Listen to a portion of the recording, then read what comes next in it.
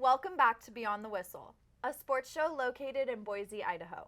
We've got you covered on all you need to know about current sports news from the professional, collegiate, and local levels. We will be your hosts throughout this season. I'm Alex East. And I'm Andrew Vincent. On this week's episode of Beyond the Whistle, we've got an NFL breakdown, NBA season outlook, MLB World Series predictions, and of course, some college football highlights and rankings.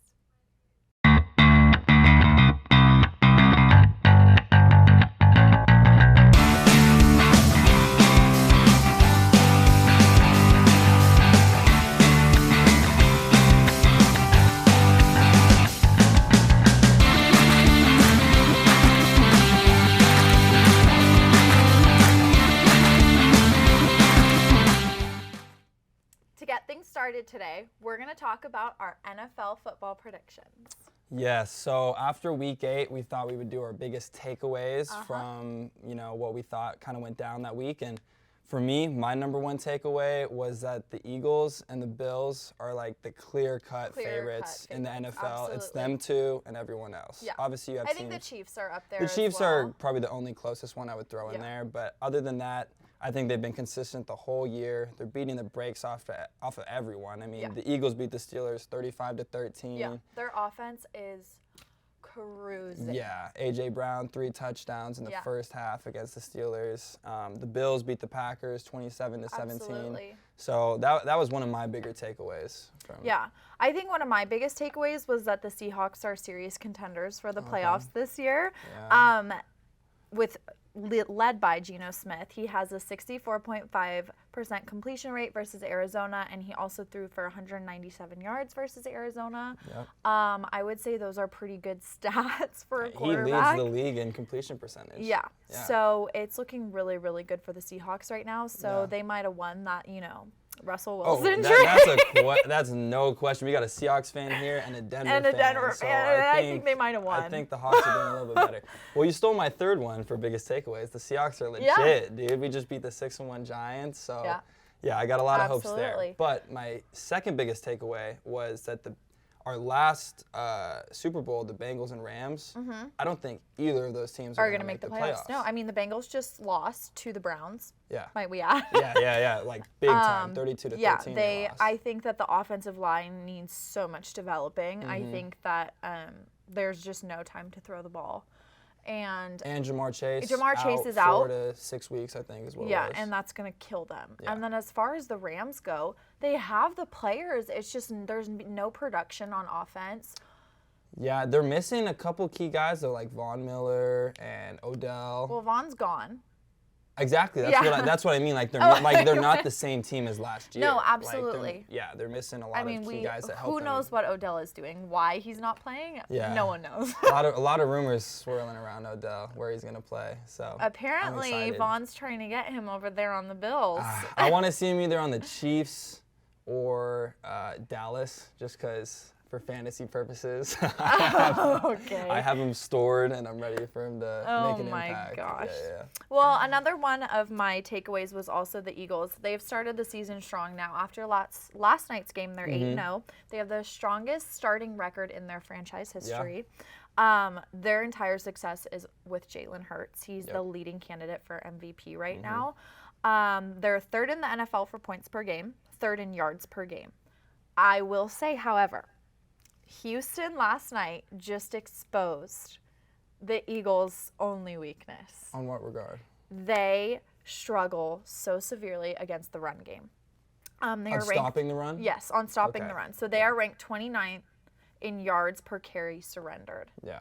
So I think that teams are going to look at that because Houston really didn't have bad offensive production last night against the Eagles. So I think other teams are going to look at that and they're going to start. I think the reason they've gotten away with it thus far is because their offense has been so productive that other teams haven't been able to rely on the run game because they need to start throwing the ball to produce numbers. And that actually, to that point, if you look at the Eagles' schedule, it's all pretty easy going forward. Yeah. But I think in 6 games or something, I think Tennessee might be their first loss because of that reason. They have Derrick Henry. And I think he could exploit that part of the defense. But overall, I mean, they're still in a fantastic team. And even if they come out with a loss, I still think that they're going to be They're going to be, I think they're Super Bowl contenders. Who knows, though? Maybe we'll get an undefeated team this year. That would be crazy. That would be, no one would have predicted that. Yeah. Yeah. My third takeaway was just Dolphins' offense looks a lot better with Tua back. Yeah.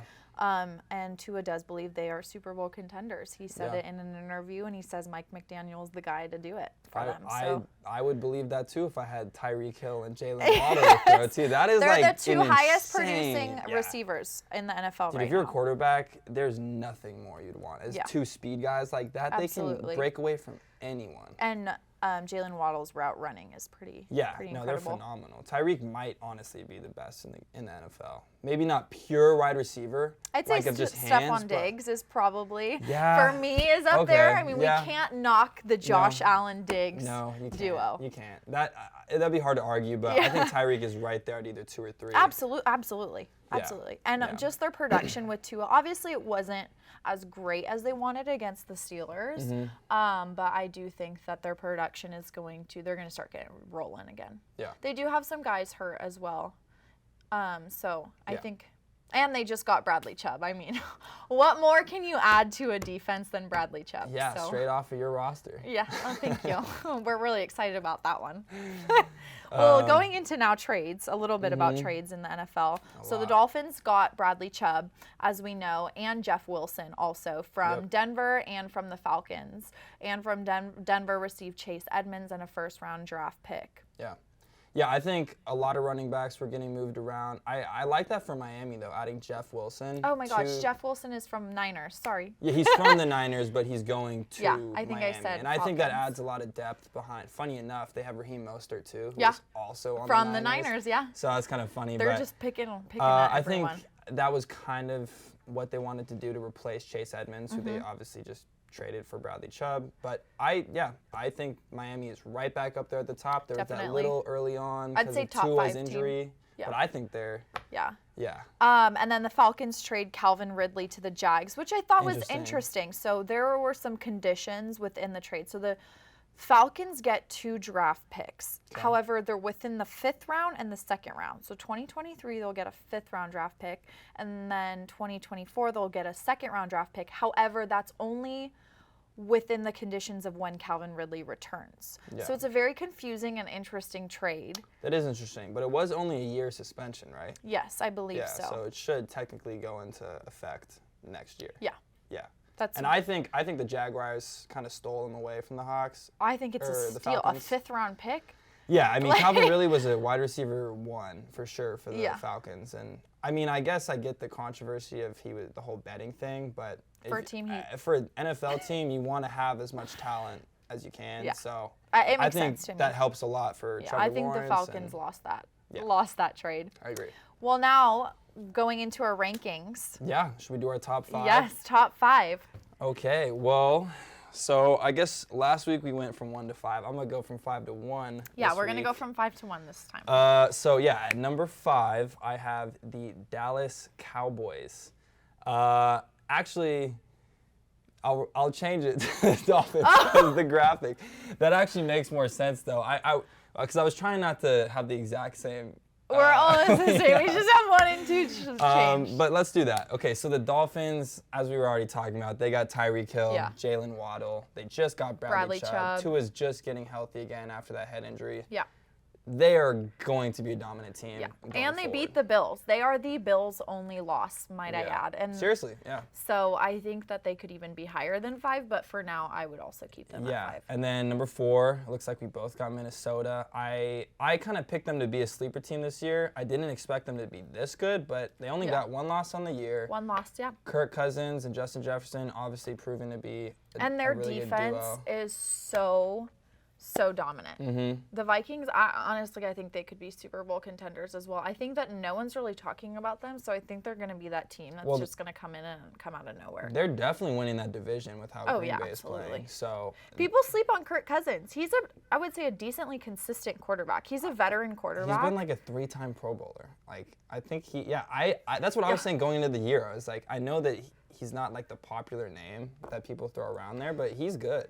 But that's all you need from a quarterback is someone who's going to be consistent enough to get your team to the playoffs. Yeah. And, like, they don't need this superstar quarterback. I mean, he's a veteran quarterback. He's consistent, and that's all they need. Well, we'll just see in the playoffs how that comes, because a lot of times those types of quarterbacks lose to like a Patrick Mahomes or a Tom Brady. But I will say, even without Kirk Cousins going before that, the Vikings are not the best postseason team. No. And I think that's something that maybe they can get some redemption this year. Yeah. We'll see. At number 3, I have Kansas City. I think that is kind of like they're just a tier below Buffalo and Philadelphia, but they still have Patrick Mahomes. They just actually traded for Kadarius Toney. I don't know if you saw that. No, I didn't see that. He was a rookie last year for the New York Giants. Okay. Really talented player. He had a breakout game, only one breakout game, granted, but it was against the Cowboys. And I think they see a lot of potential in him, like almost to not be Tyreek Hill, but fill that like speed role, because he's like a phenomenal Well, that was the threat, player. right? That's the threat that they don't have this year, and it pulls the defenses to play safer and to drop back, which allows the run game to open up also. Yeah, so I think that is a really under-the-radar trade that happened, and I think the Chiefs, are the third best team. Yeah. Buffalo, obviously, I think Josh Allen, Diggs, Gabe Davis, whoever you want to throw. They just traded for, what's his name? They just traded away Zach Moss and got back, I'm blanking on the name, but they got another running back that's going to help their run game. I saw that. Yeah, and they're just playing lights out, beating the brakes off everyone. And then obviously Philadelphia, we've talked about them enough. Defensively, offensively, they're, I think, the best all-around team in the game. So that's that the would be my only number 1 team. disagreement I have. Okay, let's hear As why far not. as our list, they're pretty much the same. I would say the only thing I have different is I have the Bills at 1. Even though they are not undefeated, their only loss would be to the Dolphins. I still think that the Bills are the overall best team. Okay. I think that they're so consistent, and their offense and defense combined is so good.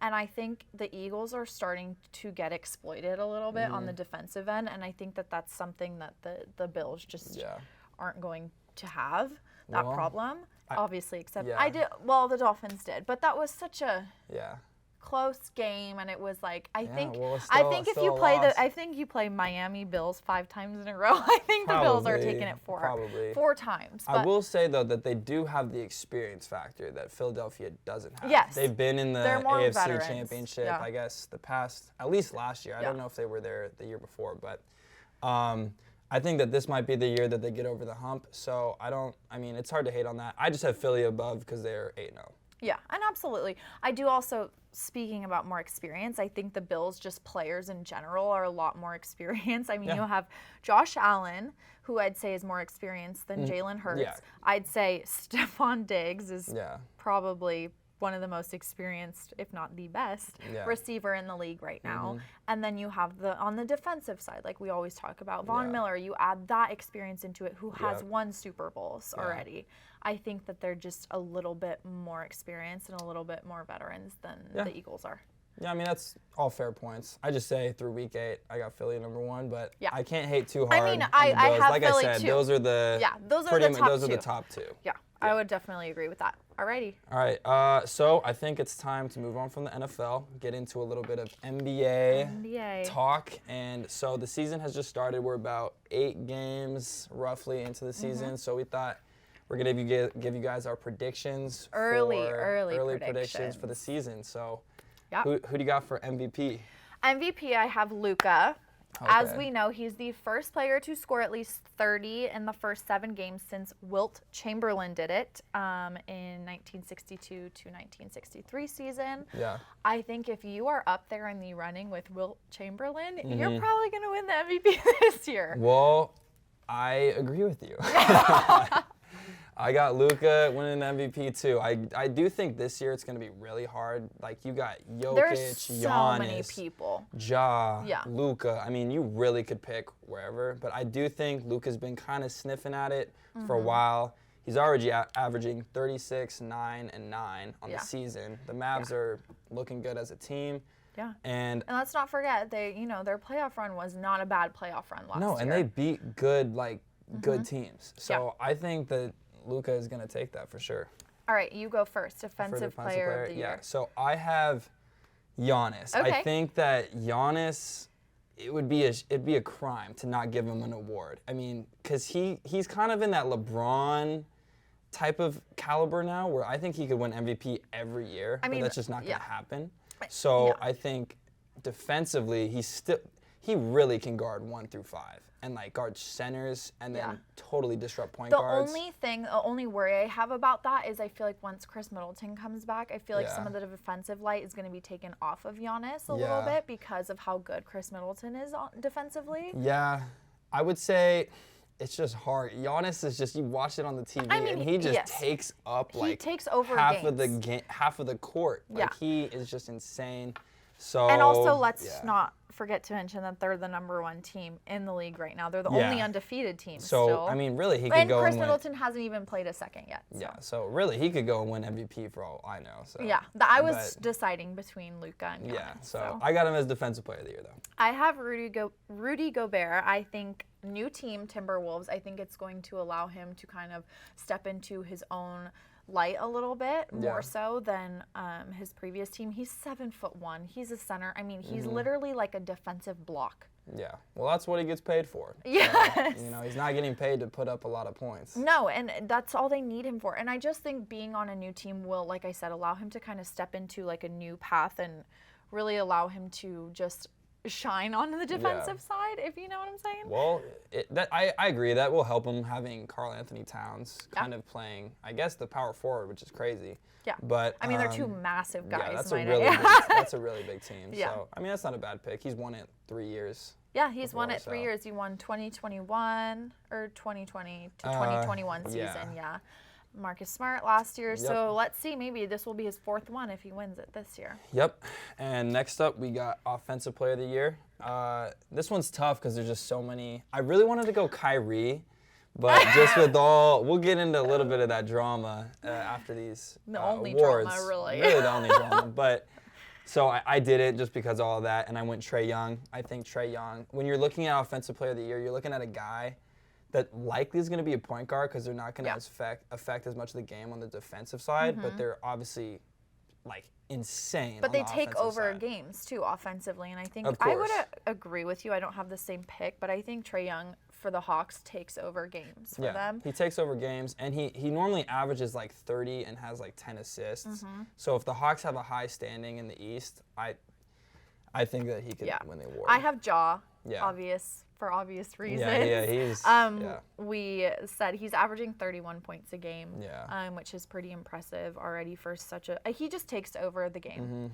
In every game, and we always talk about, he just has that it factor. He has the social media presence. He has the style. He has the swagger. You know what I mean? And I think like we said, Offensive Player of the Year, I think it is someone who has that style and that swagger. He reminds me of Allen Iverson a little bit.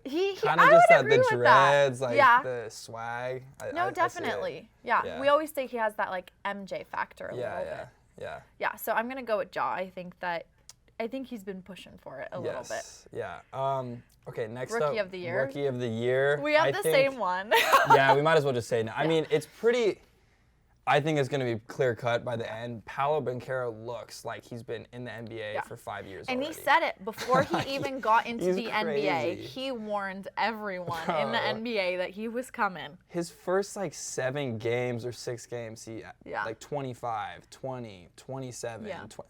He's just a born even in college, basketball player. And he has that whole weird deficiency where he loses 7 pounds a game by how much he sweats and whatever. But I think ever since college, he also was the it guy in college. He was who everyone was looking at. And it's almost a little bit impressive how much he hasn't let that affect him at all, because sometimes I think these big stars in college kind of come into the NBA and don't always have the rookie seasons that people expect. So I'd say I'm a little bit impressed that he actually he talked the talk and he walked the walk. I've always been high on Paolo. Also, watching him in high school, he's a fellow Seattle kid. I didn't know that. So yeah, he went to O'Day, which is a all guys school in Seattle, but he's been killing it his whole career, and he's obviously killing it in NBA. And I think he's going to take that award. So definitely. 6th Man of the Year next. I have Malcolm Brogdon. Okay, on the Celtics. My fellow Celtics sixth man of the year.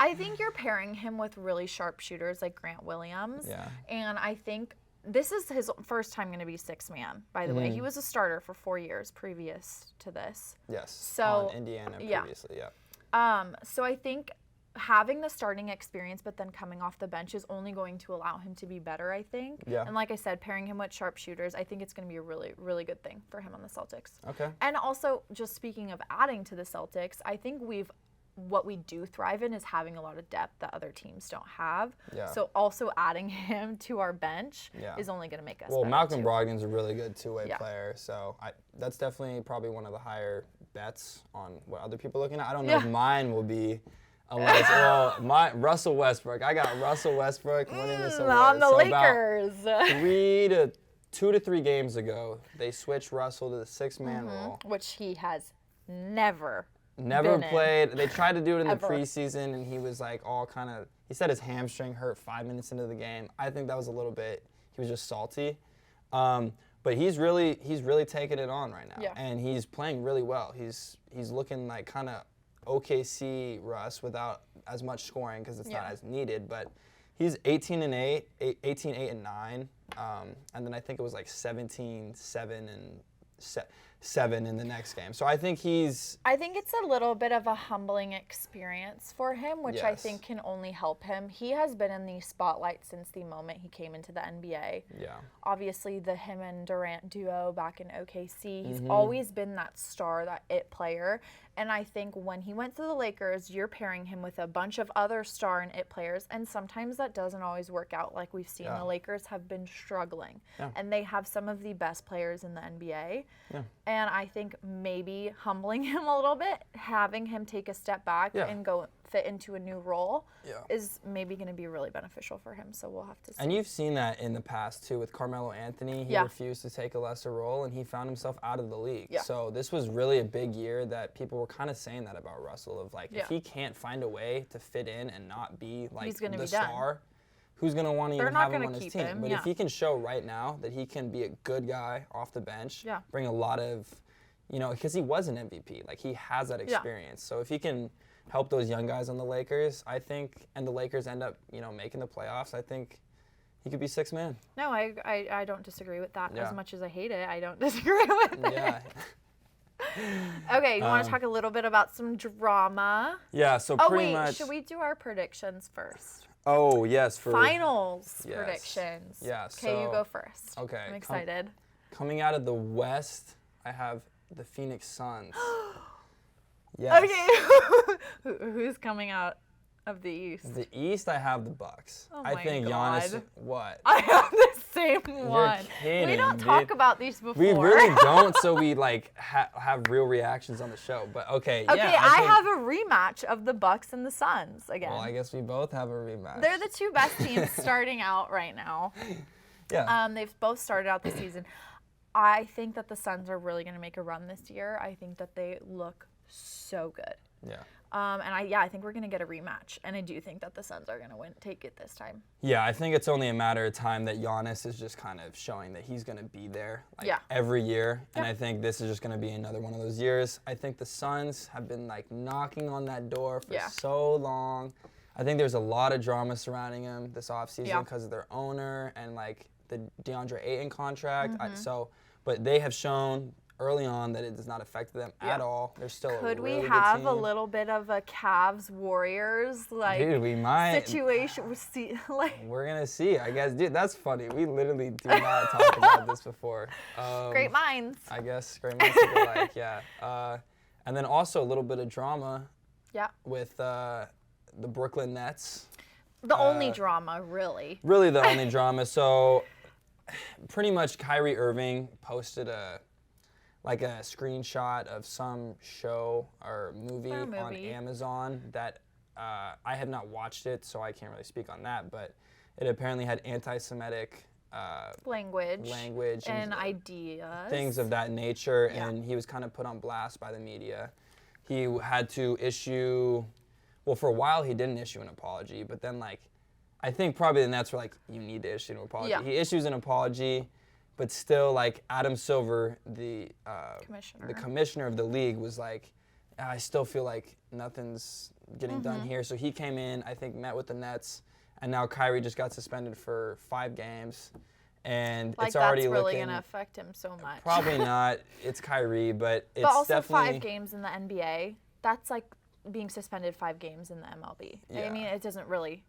No, it doesn't really mean much for their long season goals, but for the short term, it's just like, damn, like they cannot avoid conflict. Drama. Like, I mean, I think it's just Kyrie in general. Let's just touch on the fact that this man, for some reason, I don't know if it's that he likes to be different than everyone else. Well, he always has to have an opposing opinion. He does. He wants, it's like he has to be in the media constantly. And I don't know if it's, you know, just who he is or he likes the drama maybe, and maybe it's part of his game. Yeah. Some players are like that. It's a lot of Kyrie for sure, but it's also, I mean, Kevin Durant requested a trade over the offseason, says, okay, I'll come back, fine. I mean, it's and then they fire Steve Nash, their head coach, within the same time period that all this stuff is going on. And now they're looking at Ime Udoka, who just got suspended for a year. From the Celtics, so. I don't know.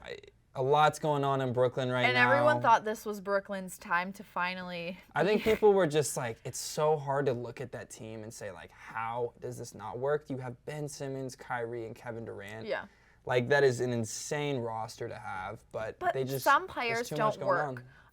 You can see it in every sport. You have teams, the Lakers, for example, with these star players, and it just doesn't click. Yeah.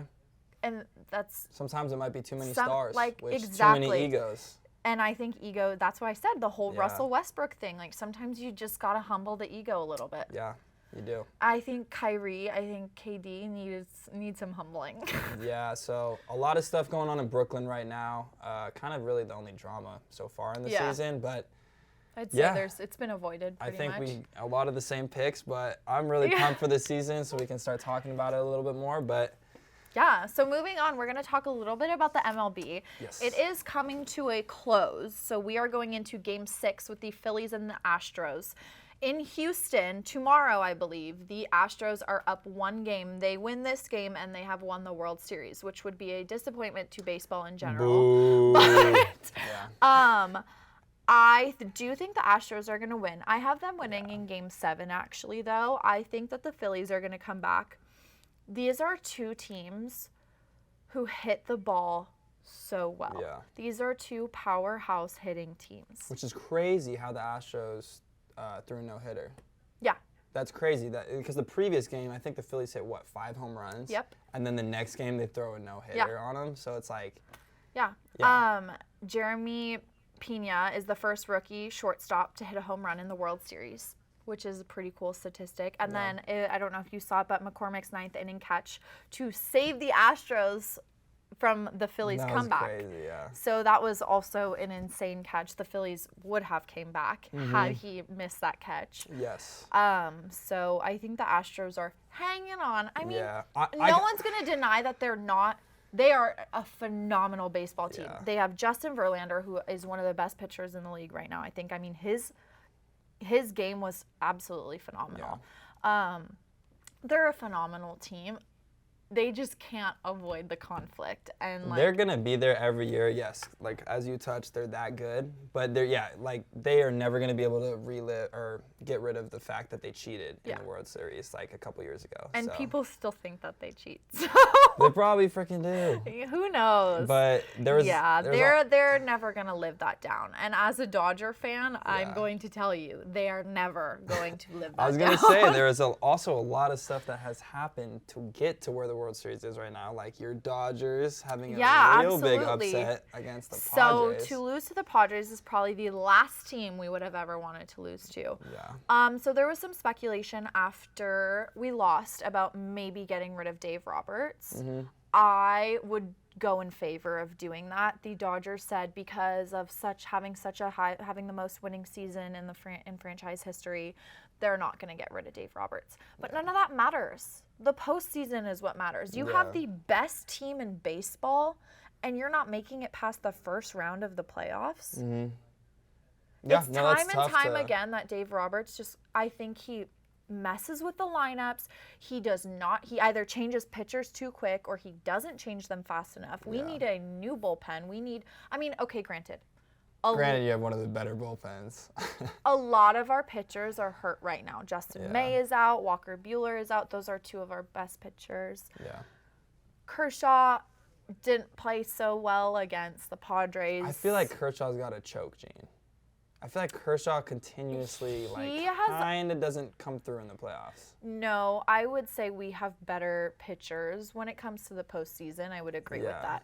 He's very consistent with regular season, but I think he's getting a little bit. He has these star moments still, but I think he's getting a little bit older. Yeah. He's been in the league for so long. He's been so great for so long. I think his time is slowly coming to an end here. Yeah, it's definitely possible. Also, I was really pumped to see my Mariners. Absolutely. We won in the wild card, and we were beating Houston 7-5. I will not be able to let that one go. In game one, we're playing the Astros. We're up 7-5, 2 outs. Literally, we need 1 out, and we walk away with game 1 win, which changes the whole series.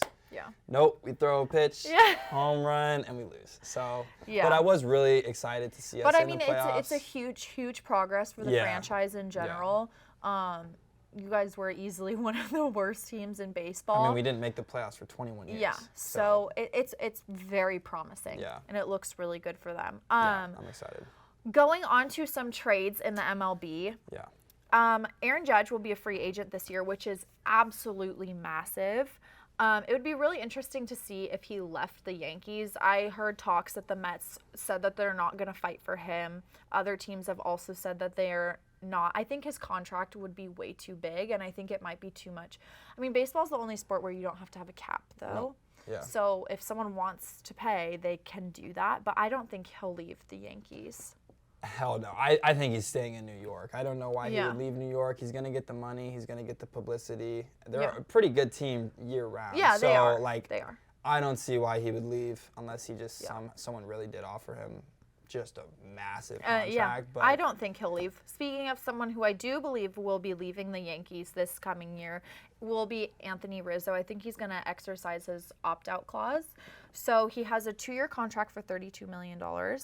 But contained within that contract, he has even salaries of $16 million per year, which would allow him to decline a 2023 player option and return to the open market. So I do think he'll leave. Yeah. He didn't have a super high hitting rate this year. Mm-hmm. However, he took a lot of walks. Yeah. And he got on base quite a lot, which is really good. And for those of you who don't watch baseball, taking a lot of walks means the player has a good eye, and that's just because it doesn't increase, their batting average. Yeah. It's still a really good player to have. They have a good eye. They're making it. They're not swinging. They're making it onto the on base, which is always effective in baseball. It's huge when you got Aaron Judge probably behind you. Yeah, exactly. Giancarlo Stanton. So, yeah.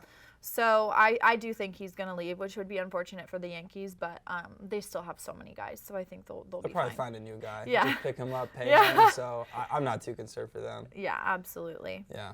Alrighty. Yeah, time to get into the best topic NCAA of the week. Football. NCAA football. It has been absolutely electric, let me tell you. Yes. NCAA football, I think this is one of the most exciting years that we have had in probably the past 10 years. Yeah. Other than maybe LSU winning the national championship. I just can't get over watching that Tennessee-Alabama game because I was watching that live, and then watching the stadium just get filled like that. That is college football, and that is why I love it so much. You just got chills watching that. Yeah, it's such an electric sport. Not just college football, college basketball, college sports. It's just anything goes. Yeah.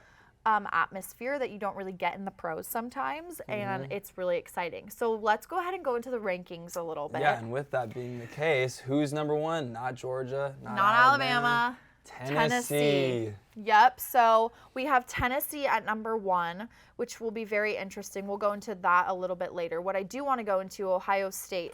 We have a very special player, a defensive end out of Ohio State, JT Tomalo. I did not say that right, but that's okay.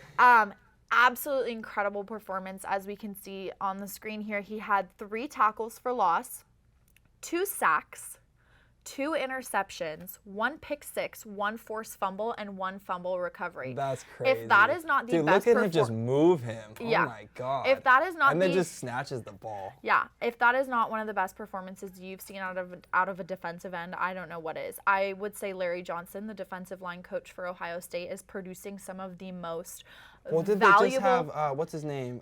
Chase Young. Yeah, Chase Young. Then we had Nick Bosa, yeah. Joey Bosa before that. I mean, this guy.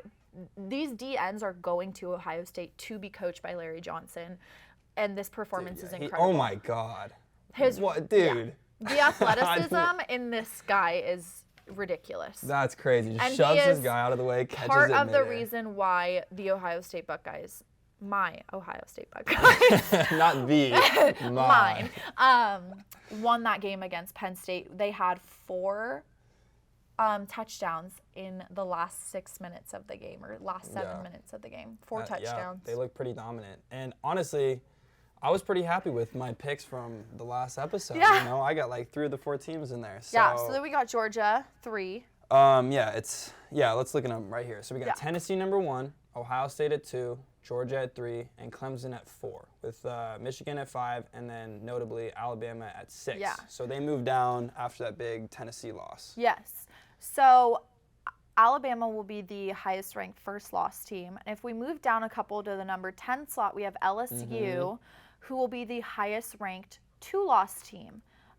Interestingly enough, those 2 teams will play tomorrow, Saturday kickoff, SEC showdown. And we also have 1 versus 3 Tennessee, Georgia. What's your prediction for that game? Dude, that's tough. I'm going to pick Tennessee because Tennessee, I like the little bit of an underdog story. They're obviously not underdogs anymore. But, like, just no one was really talking about them coming into the year. At least I wasn't. So I would love for them to win. Yes. However, I think that Georgia will win, particularly because the game is in Athens. Yeah. And I think that home court advantage is really going to get to them, and that Georgia environment is a tough environment. Yeah, and if they lose to Tennessee, that's going to be really tough for them to get back into the playoffs. Won't. They won't. A lot of people are saying they won't because Michigan if Alabama will go. then wins, well, it depends also because you still have that Ohio State-Michigan game as well, because I think Michigan would be the replacement. Yeah. But then one of those 2 teams is losing. Yeah. God, please don't let it This is gonna be real. This is why they need to expand the playoffs to 8 teams. I absolutely agree with that. Yes. But going off that, so Tennessee has the best ranked offense in the country. They are averaging, listen to this, 553 yards a game. Video game numbers. That's crazy. That's absolutely, even for college, that's absolutely ridiculous. Yeah. Also, Tennessee has the 2 best top 10 wins. So against Alabama and LSU.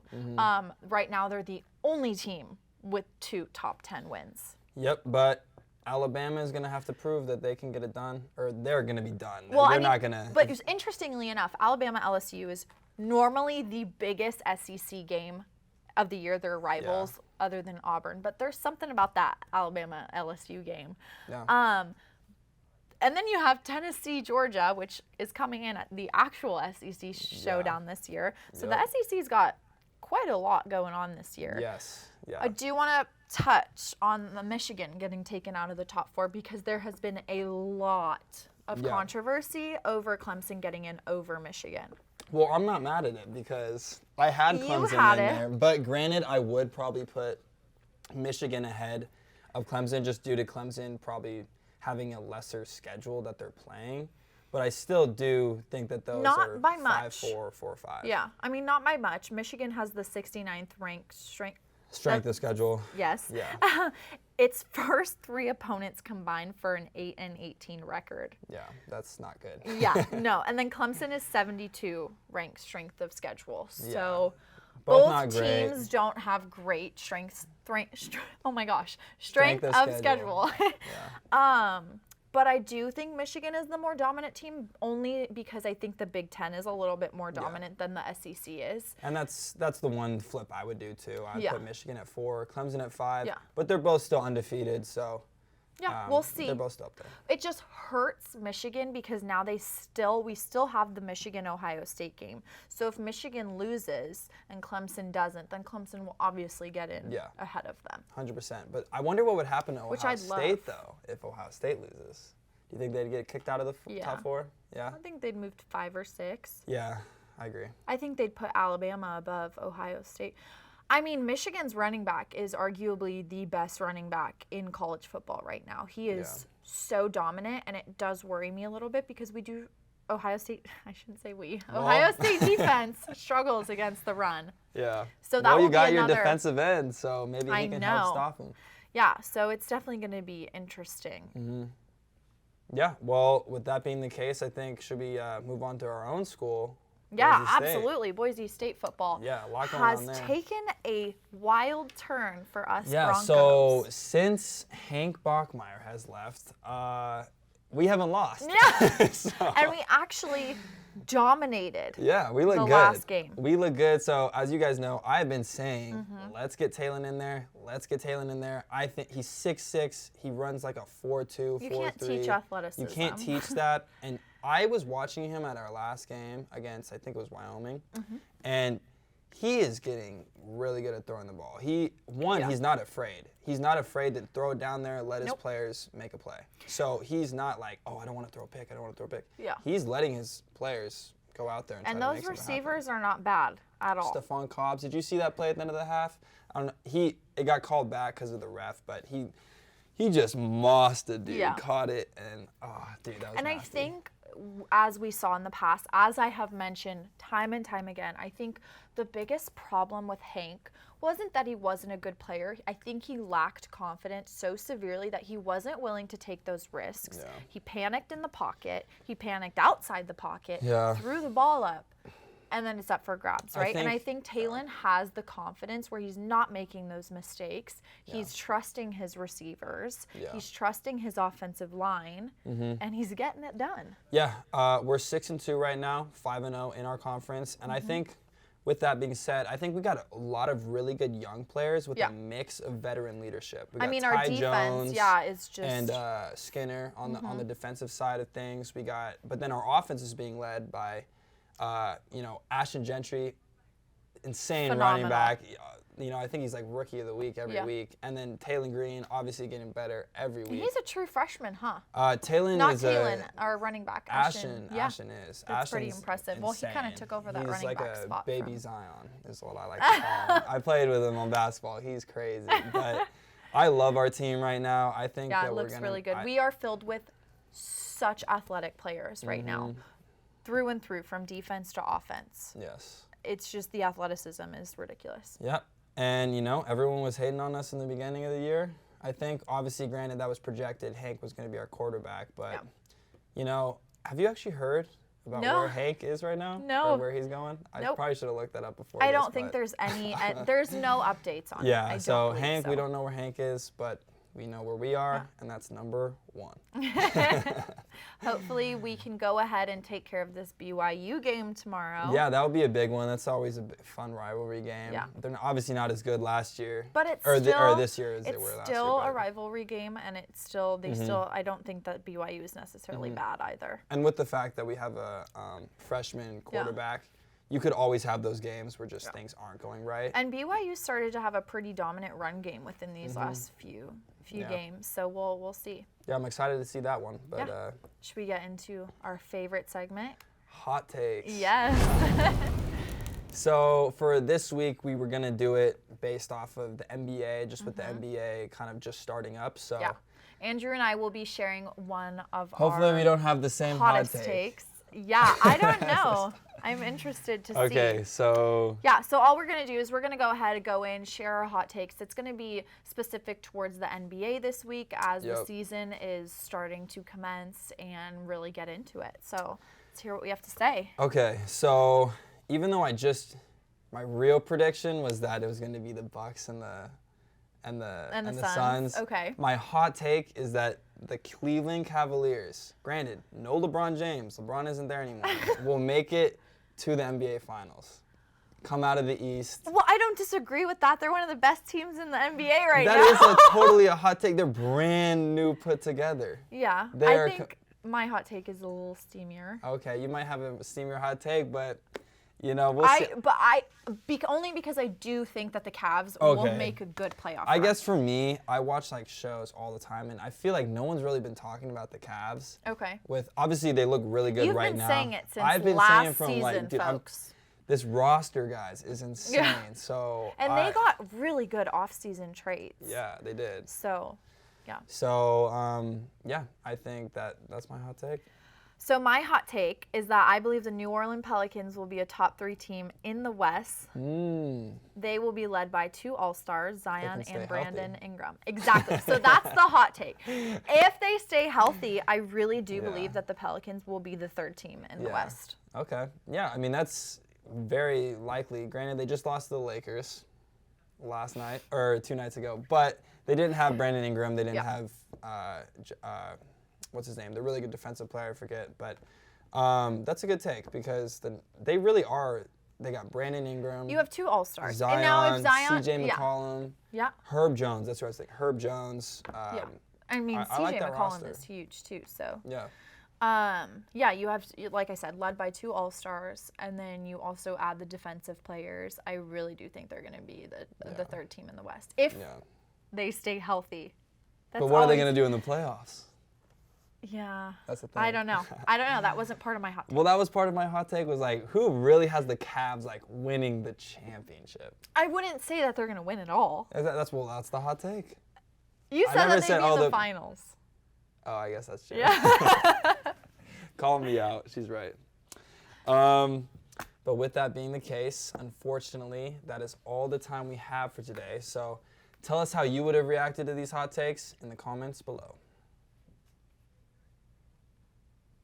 Also, we want to hear from you about what topics you want us to talk about. Tell us in the comments or DM our Instagram account at BeyondTheWhistleBSU to send in your topic requests. And we want to send a big thank you to all of you for joining us for this episode. And finally, we couldn't do this without our producer and crew, so to each of them, we send all of our gratitude. I'm Andrew Vincent. And I'm Alex East. Join us next time on Beyond the Whistle for all your sports news needs.